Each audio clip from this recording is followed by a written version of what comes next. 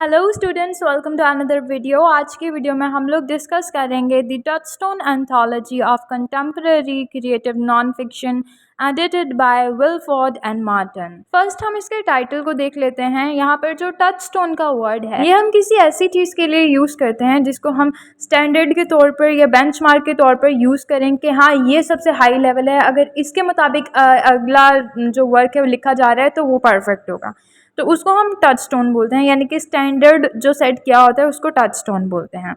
Anthology मैंने आपको पहले भी बताया था, एंथोलॉजी होती है कलेक्शन ऑफ पोएम्स, हो सकती है स्टोरीज, हो सकती है नॉवेल्स, हो सकती है जो कि डिफरेंट ऑथर्स से बिलोंग करती हो। क्रिएटिव नॉन फिक्शन इस वर्क का यानरा है जो कि नॉन फिक्शन की हिस्ट्री पर बात करते हैं। 1970 से लेकर प्रेजेंट यानी कि 2007 में जब ये वर्क पब्लिश हुआ तब तक जितने भी फिक्शन लिखे गए वो मॉडर्न टाइम आ गया था, तो वो मॉडर्न नॉन फिक्शन थे। उनके अंदर किस तरह की क्रिएटिविटी पाई जा रही थी, वो किन टॉपिक्स पर बात कर रहे थे, उसी सब को हम इस वर्क में देखेंगे।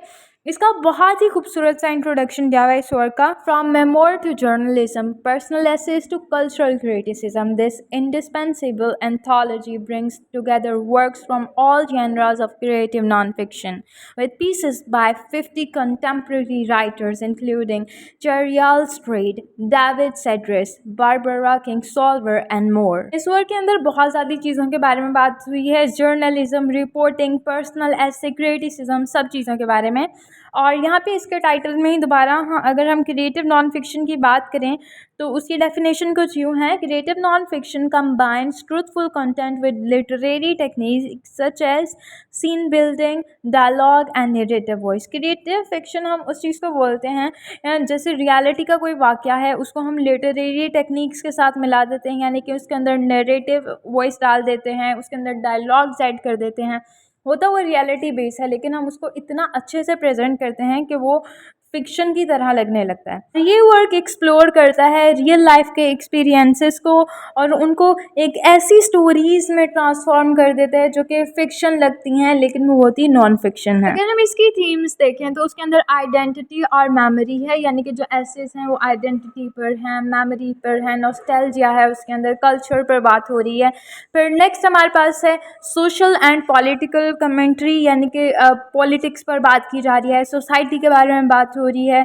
और फिर थर्ड पर हमारे पास है इमोशनल डेप्थ, यानी कि इसके अंदर फीलिंग्स, इमोशंस, ये सब भी भरा पड़ा है। और फोर्थ पर हमारे पास है नरेटिव एक्सपेरिमेंटेशन, यानी कि इसमें बहुत ज़्यादा वर्क्स ऐसे हैं जिनमें नरेटिव एक्सपेरिमेंटेशंस के तौर पर उनको लिखा गया है, उनमें बहुत न्यू टेक्निक्स यूज़ की गई हैं।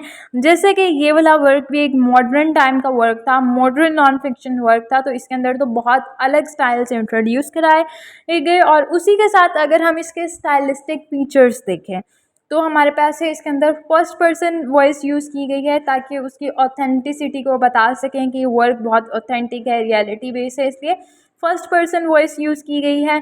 सेकंड है इसमें सीन बेस्ड स्टोरी टेलिंग है, यानी कि जो भी बीच में स्टोरीज़ बताई गई हैं उनके अलग अलग सीन्स हैं। मॉडर्निज़्म की बहुत बड़ी खासियत है, उसमें सीन्स होते हैं।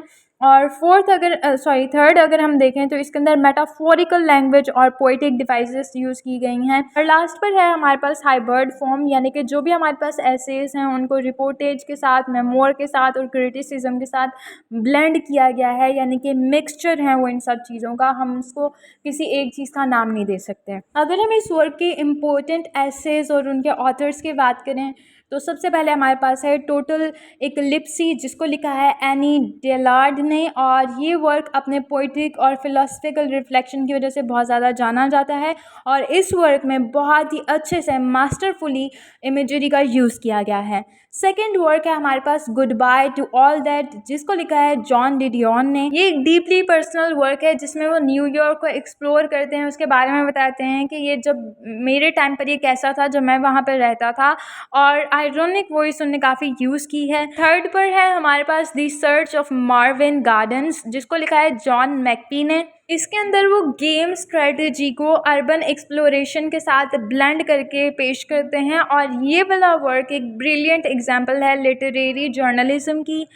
फोर्थ पर है हमारे पास the fourth state of matter, जिसको लिखा है जो एन बियर्ड ने। इसके अंदर वो पर्सनल लॉस और कैंपस शूटिंग के बारे में बात करते हैं और हंटिंग के बारे में बात करते हैं। नेक्स्ट वर्क है किक बॉक्सिंग गिसहास, जिसको लिखा है वेरोनिका चैम्बर्स ने, और ये एक्सप्लोर करते हैं आइडेंटिटी और कल्चरल एक्सपेक्टेशंस को जापान के अंदर, और ये बहुत ही शार्प और एंगेजिंग वर्क है। नेक्स्ट है हमारे पास अंडर द इन्फ्लुएंस, जिसको लिखा है सॉफ्ट रसल सैंडर्स ने। इनने एक पावरफुल मेडिटेशन की है अल्कोहलिज्म पर और उसके इम्पैक्ट पर कि एक फैमिली पर क्या इम्पैक्ट पड़ता है जब एक इंसान अल्कोहलिक हो जाता है। नेक्स्ट है ऑन बीइंग अ क्रिपल, जिसको लिखा है नैन्सी मेयर्स ने। ये एक ऑनेस्ट और अनअपोलोजेटिक ऐसे है जिसको लिविंग विद मल्टीपल स्क्लेरोसिस पर लिखा गया है, यानी कि ये बीमारी होती है जिसके अंदर हमारा ब्रेन और स्पाइनल कोड बहुत बुरी तरह से डैमेज हो जाते हैं। लास्ट पर हमारे पास वर्क है नोट्स ऑफ अ नेटिव सन, जिसको लिखा है जेम्स बेल्डविन ने।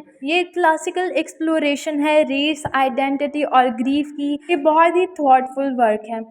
और ये थे हमारे इम्पोर्टेंट एसेज और राइटर्स। होप सो आप लोगों को ये वर्क अच्छे से समझ में आ गया होगा। Thank you so much for watching this video. Channel को सब्सक्राइब करें, वीडियो को लाइक करें। अगर आपको किसी भी टॉपिक पर वीडियो चाहिए तो आप लोग मुझे कमेंट कर सकते हैं। Thank you so much for watching this video.